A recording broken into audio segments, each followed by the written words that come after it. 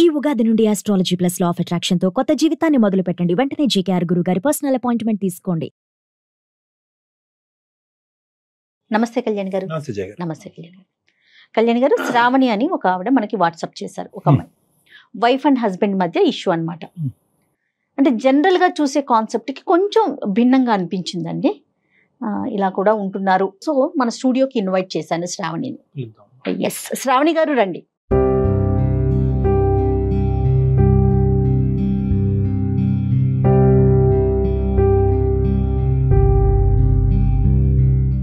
శ్రావణి చెప్పండి.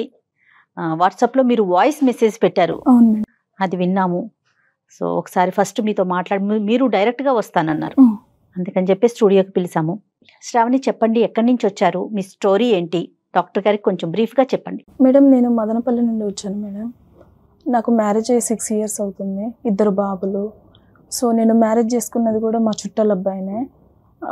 అంటే mummy daddy కుదిర్చి చేశారు మేడం, దూరపు చుట్టాల అబ్బాయి.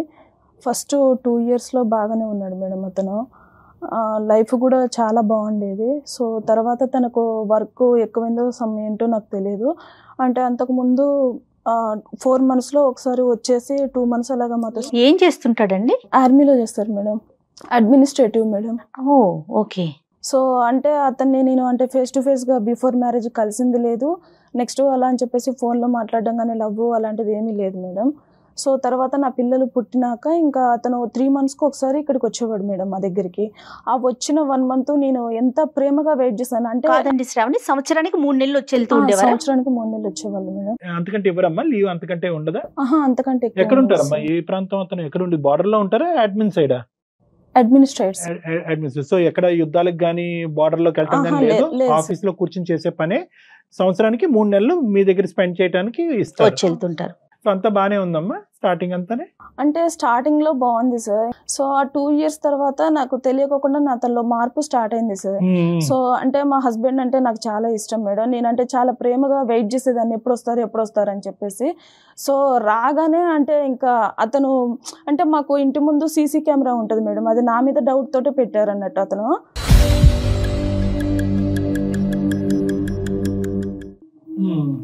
సో అంటే పాల అబ్బాయి కానీ నెక్స్ట్ కూరగాయల అబ్బాయి ఏంటంటే నన్ను అక్క అంటారు మేడం. నేను రెగ్యులర్గా తీసుకుంటాను కదా.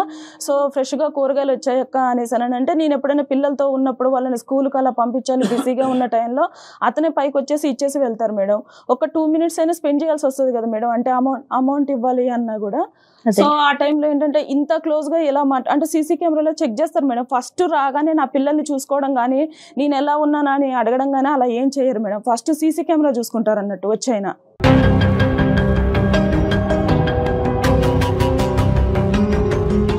9 నెలలు ఫుటేజ్ చూస్తాడమ్మా వచ్చి అక్కడ నుంచి వచ్చే ముందు మందు బాటిల్స్ అవి తీసుకొస్తారు సార్. తీసుకొచ్చేసి ఆ కేసు పక్కన పెట్టుకొని అవి తాగుతూ నా ఫుటేజ్ చూస్తూ ఉంటారు సార్. చూస్తూ తర్వాత అంటే నేను పక్కన బెడ్రూమ్ లోనే పడుకుంటాను. అర్ధరాత్రి ఇంకా వచ్చినాక అతనికి ఇదే పని అంట డాక్టర్ గారు. పక్కన బెడ్రూమ్ లోనే పడుకుంటాను. అంటే ఏ టైంలో ఏం జరుగుతుందో అనేసి నాకు తెలియకోకుండానే నాకు ఒక భయం అనేది స్టార్ట్ అయిపోయింది సార్. నా పిల్లలు కూడా పడుకోరు. నా పిల్లలు ఇలాగ దగ్గరకు వచ్చేసి నా పక్కన పడుకుంటారు అన్నట్టు. అంటే కనీసానికి వాళ్ళకి ఇలాగా డాడీ వచ్చారు, డాడీ దగ్గరికి వెళ్ళేసి స్పెండ్ చేద్దాం అన్న వాళ్ళకు అది కూడా ఉండదు సార్. అసలు జనరల్ గా పండగ వాతావరణం ఉంటదమ్మా. 3 నెలలు నాన్న వస్తున్నాడు, భర్త వస్తున్నాడు అంటే పండగ వాతావరణం ఉంటది. కానీ మీ ఇంట్లో వస్తున్నాడంటేనే టెర్రర్ ఏమో.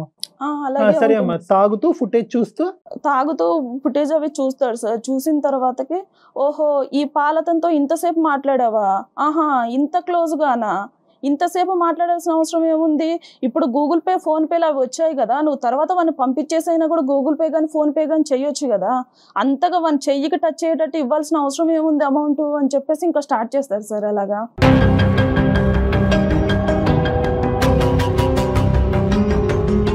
అంటే ఎంత అర్ధరాత్రి అయినా అపరాత్రి అయినా నువ్వు నిద్రలో ఉన్నావు ఏది అని చూడకుండా క్లారిఫై చేసేసుకోవాలి.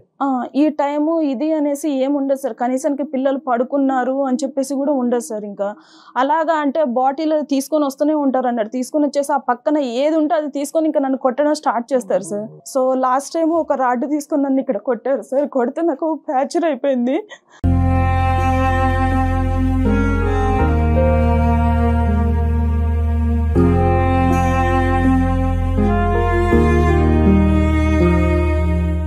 చెప్తాలే, ధైర్యం తెచ్చుకుని చెప్పమ్మా.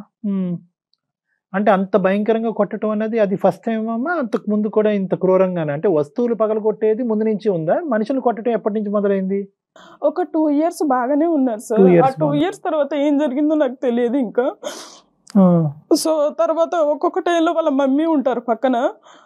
అతను కొట్టే దెబ్బలు నేను భరించలేక నేను ఎదురు తిరిగి మాట్లాడితే, అరే అత్తగారు ఇక్కడ ఉన్నా అని కూడా చూడకోకుండా ఎలా ఎదురిచ్చి మాట్లాడుతుందో చూడు అనేసి మాట్లాడతారు సార్.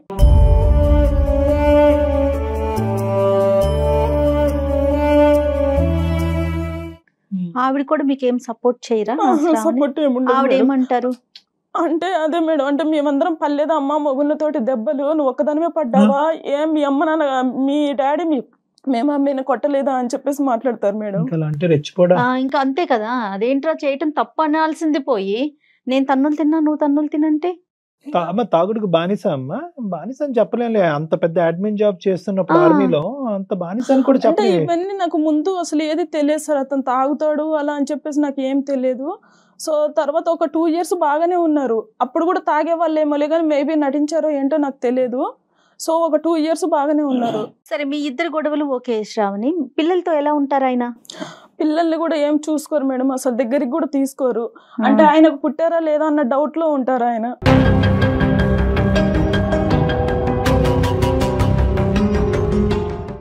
చాలా విచిత్రంగా అనిపిస్తా ఉంది కళ్యాణ్ గారు. మీ పేరెంట్స్ ఎక్కడ ఉంటారు? మా పేరెంట్స్ వేరే ఊర్లో ఉంటారు మేడం. సో నేను చాలా సార్లు మా మమ్మీకి చెప్పి చూసాను మేడం. చెప్పి చూస్తుంటే మా మమ్మీ ఎప్పుడు సర్దుకుపోవాలమ్మా అనేసి అన్నారు. నేను ఒక 6 years నుంచి సర్దుకుపోతూనే ఉన్నాను మేడం. అంటే బయటికి వెళ్తే ఏమవుతుందో ఏంటో, మా డాడీకి ఏమైనా బ్యాడ్ నేమ్ వస్తుందో, పెళ్లి చేశారు కదా, నన్ను ఏమైనా తప్పు పడతారో ఏంటో అని చెప్పేసి నేను అన్ని సంవత్సరాల నుంచి సర్దుకుపోతూనే ఉన్నాను మేడం.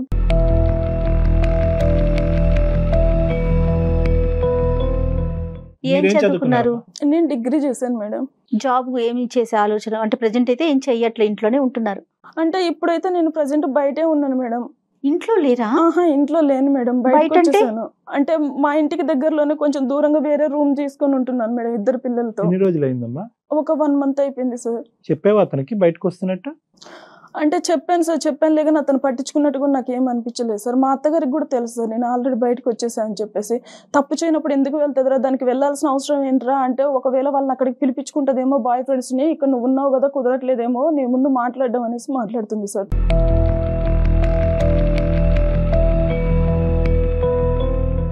ఇతను రాక ఎప్పుడమ్మా? మళ్ళీ ఎప్పుడు సెలవులు వస్తాయి? ఎప్పుడు వస్తాడు ఇతను మళ్ళీ? ఇప్పుడు వెళ్ళారు సార్, నెక్స్ట్ ఇయర్ మళ్ళీ 3 months కి వస్తారు సార్. ఆల్రెడీ ఈ సంవత్సరానికి అయిపోయింది. ఈ సంవత్సరానికి అయిపోయింది మేడం. అతను వెళ్ళిన తర్వాత నువ్వు బయటకు వచ్చేసావు, ఈసారి చూడలేక భరించలేక పిల్లలతో పాటు వచ్చేసావు. అంటే బయటకు కూడా ఎందుకు వచ్చేసాను అంటే, నేను మొన్న రీసెంట్ గా అంటే అంట్లు తోముకుంటున్నాను సార్. తోముతుంటే అక్కడ ఒకటి ఇనుపది ఉంది, అది ఇక్కడ థైస్ దగ్గర ఇట్లా గీరకపోయింది. సో తర్వాత అతను చూసాడు అన్నాడు, చూసి ఏంటి ఎవరు కొరికేశారు ఏంటి ఇక్కడ ఏమైంది అని చెప్పేసి ఒక విచిత్రంగా మాట్లాడుతున్నాడు సార్. ఎంత అబ్యూస్ గా మాట్లాడతాడంటే అసలు అవి భరించలేమన్నట్టు. ఇంకా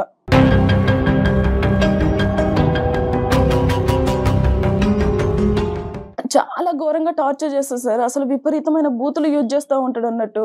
అసలు పిల్లలు ఉన్నారు, వాళ్ళ మీద ఏమన్నా ఎఫెక్ట్ అవుతుందా ఏంటా అంటే, మా మమ్మీ ఏమో మా మమ్మీకి చెప్తే నువ్వు పిల్లల్ని చూసుకొని బ్రతకాలమ్మా, మేమందరం బ్రతకట్లేదా అని చెప్పేసి మాట్లాడుతున్నారు. మమ్మీ లేదు, అత్త లేదు, ఇక్కడ ఎవరి సపోర్టు లేదు నీకు, నువ్వు ఒంటరి పోరాటం ఇది. పిల్లలతో పాటు బయటకు వచ్చావా? నెల రోజులైందా?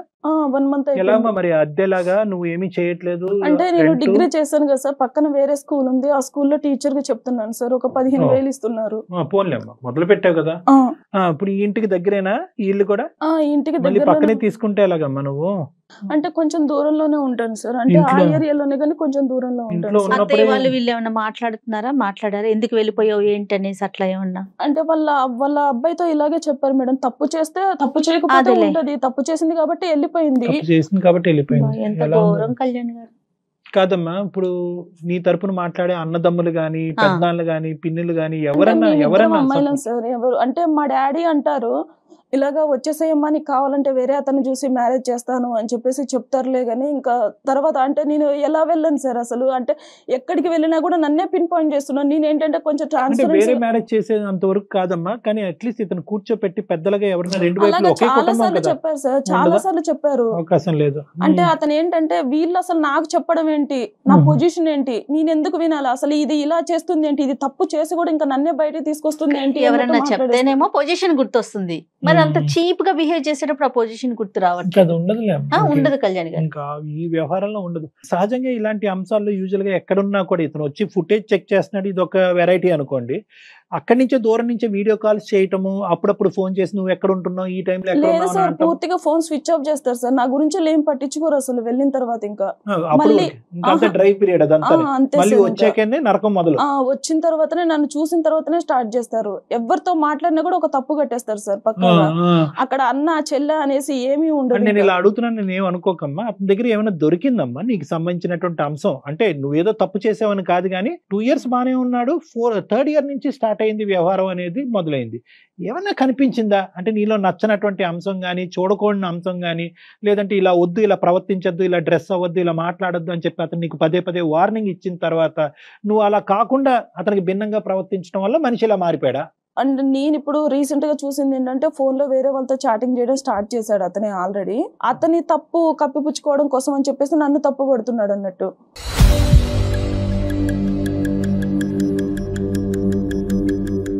అంటే ఏంటమ్మా ఈ చాటింగ్ నువ్వు చూసావు అతను ఫోన్ లో వేరే నేను అమ్మాయి? చూసాను సార్, అంటే వేరే వాళ్ళతో చాటింగ్ చేయడం నేను అభ్యంతరకరమైన చాటింగ్, ఫ్రెండ్షిప్?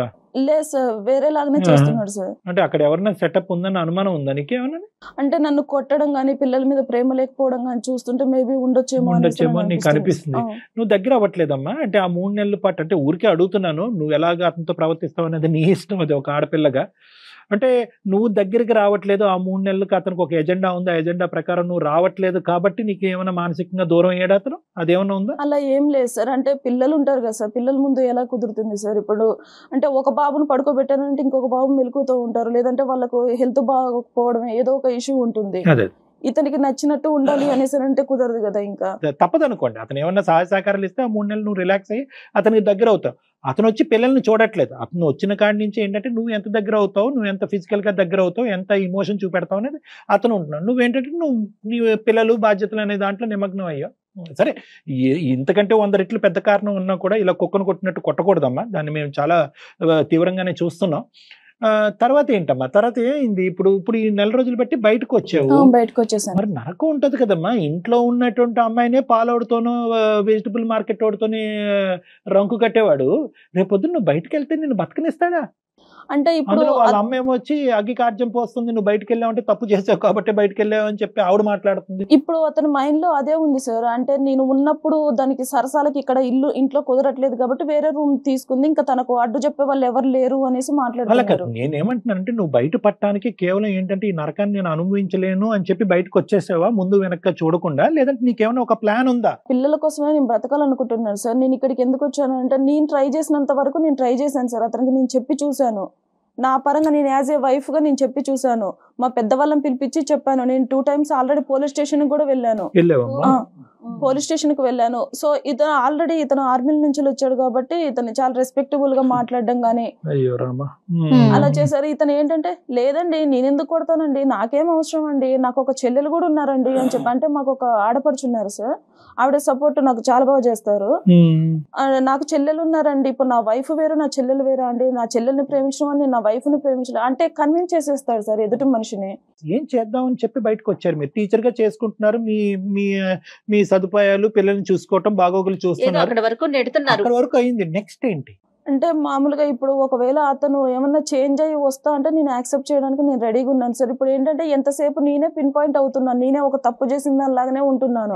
ఇప్పుడు నేను మా ఇంట్లో వాళ్ళతో కూడా మాట్లాడట్లేదు సార్, ఇంట్లో వాళ్ళకి కూడా దూరంగానే ఉన్నాను. ఫాదర్ తో కూడా ఎవరితో మాట్లాడట్లేదు మేడం. ఇంకా నేను మారితే ఐ వాంట్ టు కంటిన్యూ అని అంటున్నావు, మార్పు రాకపోతే ఏంటి అనేది ఒక ప్రశ్న. రెండోది వచ్చే మార్పు తాత్కాలికంగా వచ్చి మళ్ళీ శారామామూలి అనేటువంటి పాత పద్ధతిలోకి వెళ్తే ఎలాగనేది రెండోది. మూడో అంశం ఏంటంటే కనుక చాలా ఇంపార్టెంట్. ఏమన్నా ఉందా అంటే 6 సంవత్సరాల పాటు నువ్వు వేచి ఉన్నావు, 3 నెలల పాటు నరకాన్ని, మిగతా 9 నెలలు ఎంతో కొంత శ్వాస పీల్చుకున్నావు. ఏమన్నా గుడ్ క్వాలిటీ ఉందా ఈ మనిషితో కలిసి కంటిన్యూ అవడానికి? ఏదన్నా చిన్నపాటి క్వాలిటీ ఏమైనా ఉందా? స్టార్టింగ్ లో మ్యారేజ్ అయిన స్టార్టింగ్ లో బాగానే ఉన్నారు కదా సార్. అంటే నాకు తెలిసి వాళ్ళ మమ్మీ గారే ఏమన్నా చెప్తున్నారేమో అని చెప్పేసి సో నాకు ఏంటంటే doubt సార్. మీ అత్తయ్య ఏదైనా చెప్తోందని. తనే అతి ఏదైనా చెప్తుందన్నది ఒకటి జయ గారు. రెండోది ఏంటంటే కనుక ఈ అమ్మాయి ఒక మంచి యాంగిల్ ఆఫ్ దట్ జెంటిల్మెన్ కూడా చూసింది. ఒక 2 years పాటు మంచిగా ఉండేటటువంటి అవును. వ్యక్తిని చూసేటప్పటికి బహుశా మారుతాడేమో అని చిన్న ఆశ. కానీ పెద్దవాళ్ళు చెప్తే అతను మారట్లేదు. మేమేమైనా చెప్తే మారుతాడన్న దాని గురించి వచ్చాము. ఇంకా ఈరోజు మీద రావటం- హోప్ పెట్టుకొని వచ్చాను సార్ నేను ఇక్కడికి. ఏంటి ఏం హోప్ పెట్టుకున్నాం? మేము ఏం చేయాలి? ఒక్కసారి అతనితో అంటే నేను మాట్లాడతాను, రైట్, ఓకే. నేను నా సైడ్ నుంచి ఒకసారి మాట్లాడతాను. అంటే అతను ఎలా మాట్లాడతారు ఏంటి అన్నది మీకు తెలుస్తుంది కదా సార్. అంటే మీరు కూడా మేబీ ఒకవేళ ఈ అమ్మాయి ఏం తప్పు చేయకపోతే ఫోన్ అతను ఎందుకు ఆపుకుని కూర్చుంటాడన్నావు కదమ్మా. ఫోన్ ఆన్ చేస్తాడా మన గురించి? అంటే మనం చేస్తామని తెలియదు కదా. అంటే ఒకసారి ట్రై చేసి చూస్తాను సార్, ఒక చెయ్యమ్మా. 2 times అలాగా. సో చాలా రిస్కీ డీల్ అమ్మా ఇది. అయినా కానీ మనం ట్రై చేద్దాము. No issues about it. నువ్వు కాల్ కలపడానికి ట్రై చేయండి. ఒకసారి కాల్ చేయండి. ఎందుకంటే ఇంతకు మించిన వాళ్ళని మేము చూసాంలే కానీ నీ జీవితం ఎలా ఉంటుంది అన్నది.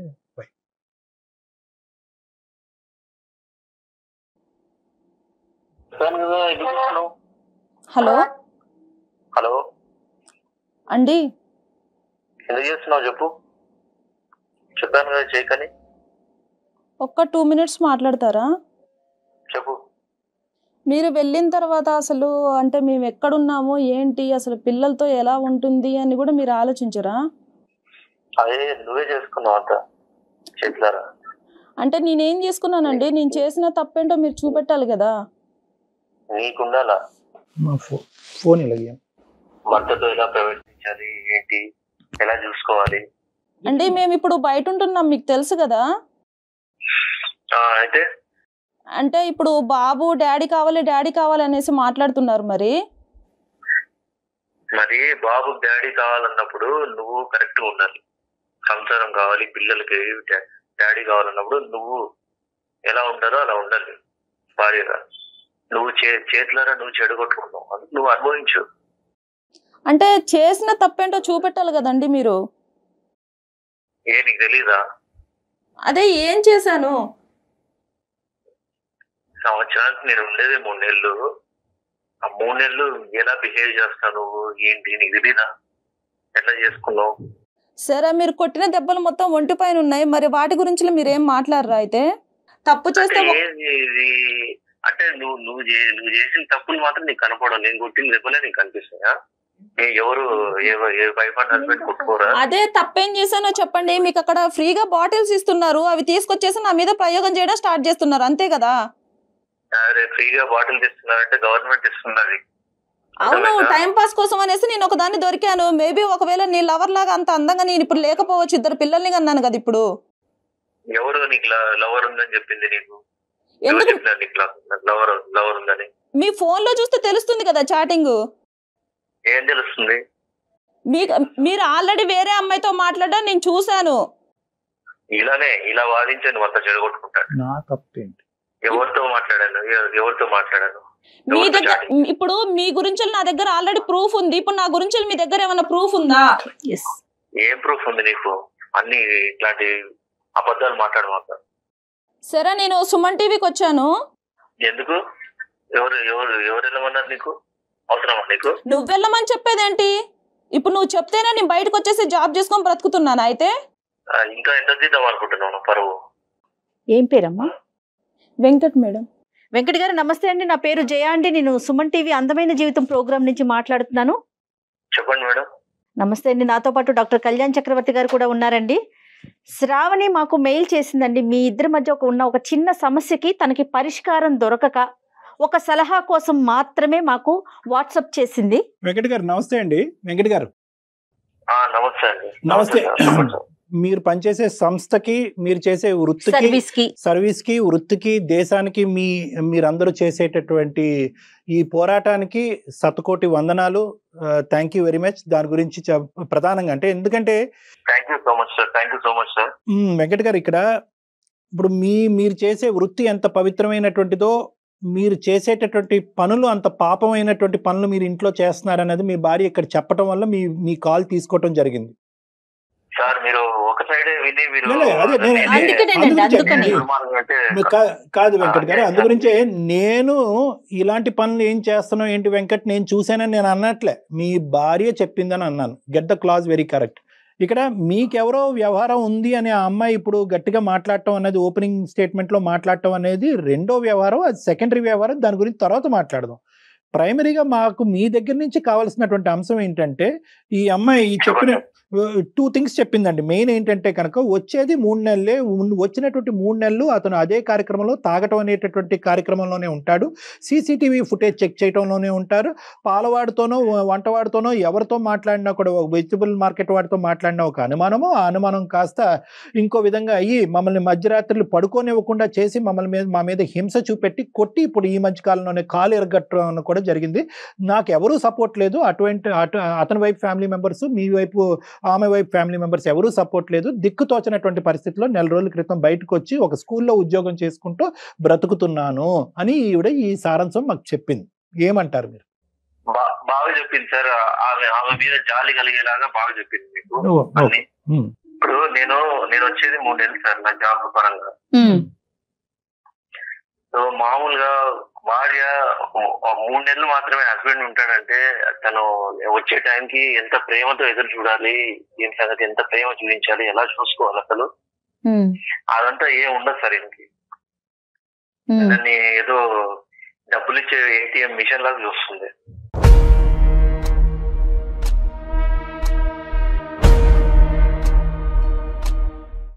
నేను రావడము, అక్కడ ఇంటికి కావాల్సిన ఖర్చులకి డబ్బులు ఇవ్వడము, ఇంటికి సరిపడా అన్ని చూసుకోవడము, పిల్లల ఫీజులు కట్టడము, ఆ 3 నెలలు కూడా ఆమె ఫ్రెండ్స్ తో ఆమె మాట్లాడుకోవడం, ఆమె వాళ్ళ ఇంటి వాళ్ళ ఫోన్ లో మాట్లాడుకోవడము, ఆ పిల్లల్ని చూసుకోవడము, ఇదే సరిపోతుంది సార్. 3 నెలలే ఉంటాడే, తనకి ఏం కావాలి, ప్రేమగా చూసుకున్నాము, ప్రేమగా మాట్లాడదాము అనేది ఉండదు అసలు. Right, okay. నేను ఆ బాధతో కుమిలిపోయి నేను తాగుతూ ఉంటాను ఆ 3 నెలలు కూడా. ఓహో.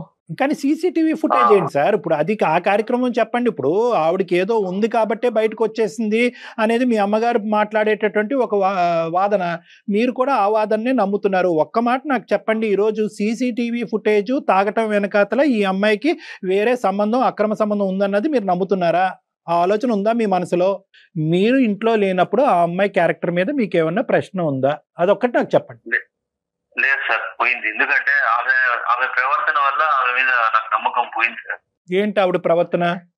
ఏం చేసింది? మీరు ఇంట్లోపల అర్ధరాత్రి ఉంటే ఆవిడ బయటకు వెళ్ళిపోతుందా బ్యాగ్ వేసుకుని? ఫస్ట్ ఆఫ్ ఆల్ అమ్మాయికి మామూలుగా ఫ్రెండ్స్ ఎవరు ఉంటారు సార్? ఆడవాళ్ళు ఉంటారు. ఈమెకేమో అంత మగవాళ్ళు ఫ్రెండ్స్ ఎక్కువ. సరే, మీ అమ్మ వచ్చేసి ఉన్నారు కదా, ఒక 2 months ఉన్నారు కదా మీ అమ్మగారు కూడా. మీ అమ్మగారు ఏం చెప్పారు అయితే? మీ అమ్మగారు రోజుకు ఒకరిని తీసుకొచ్చుకొని ఇంట్లో ఉంటుందిరా అనేసి చెప్పారా? ఏమని చెప్పారు అయితే? పిల్లల్ని చూసుకొని బ్రతుకుతుందిరా అని చెప్తున్నారా?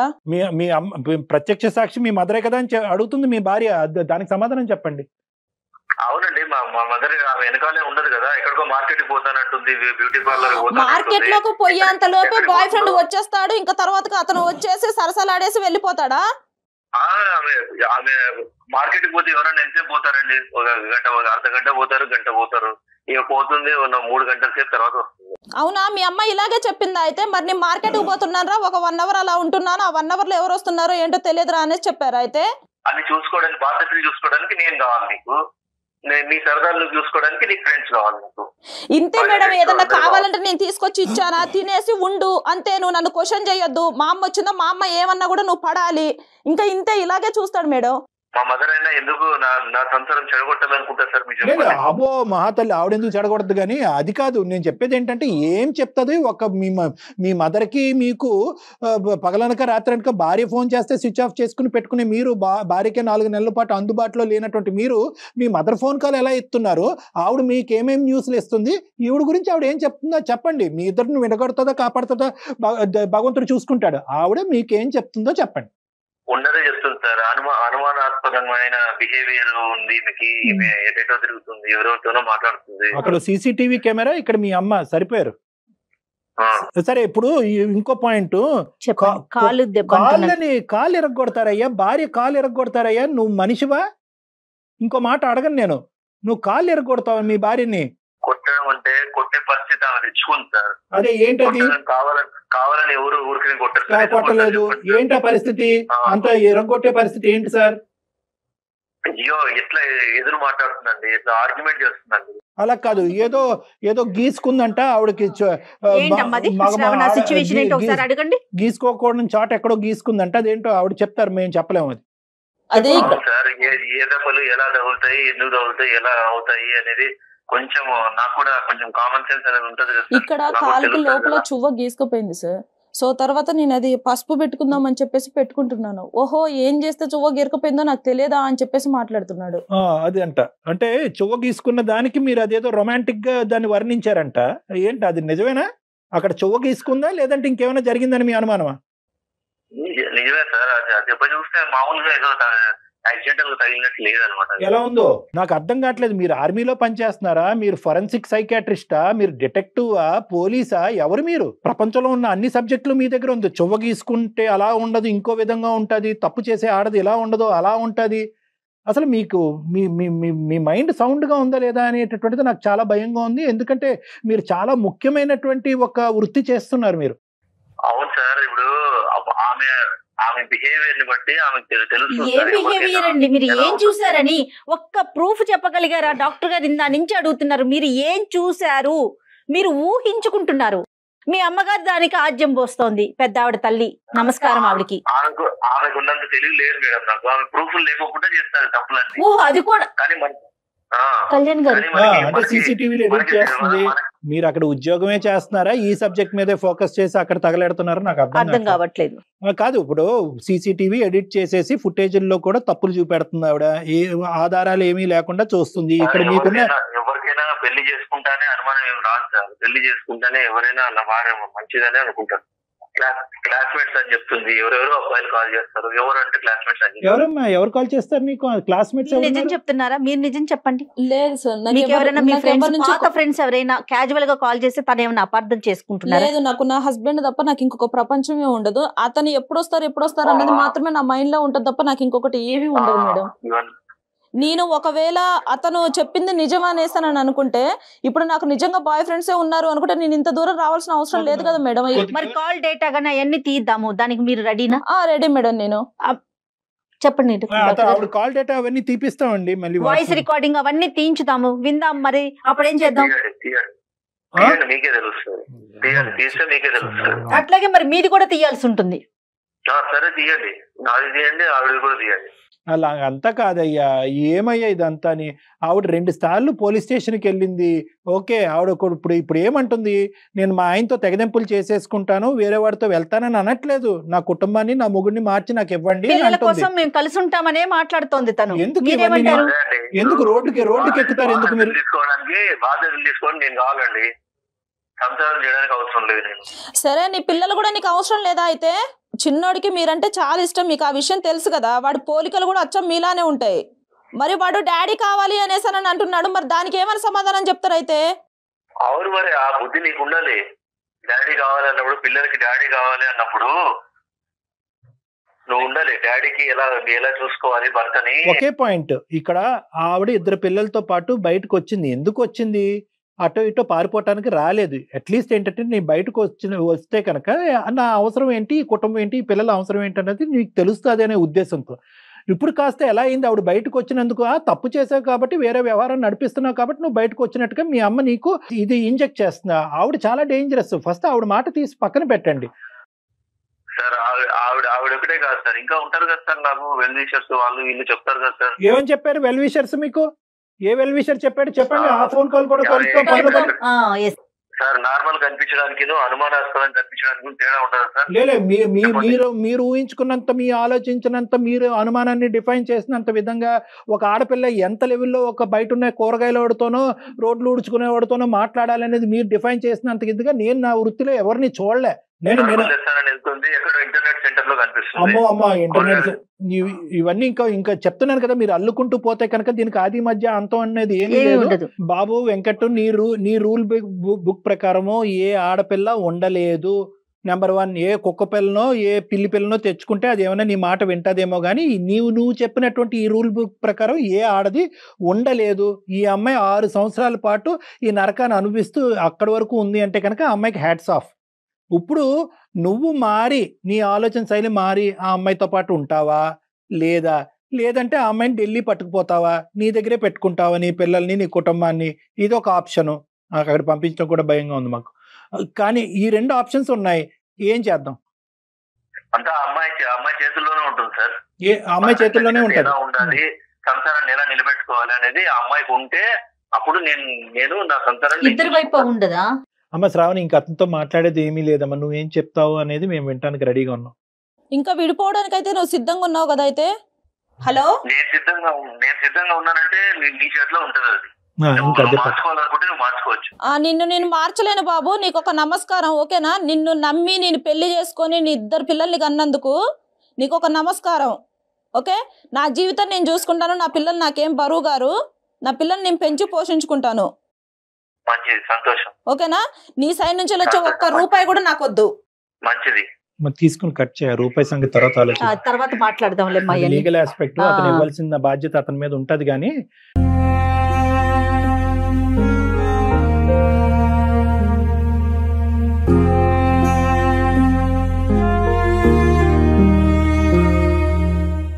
ఒక కుటుంబం ఇలా విడిపోతుందంటే ఎంత బాధగా ఉంటుందమ్మా. అసలు ఆ పిల్లలు అన్యాయం అయిపోయారమ్మా.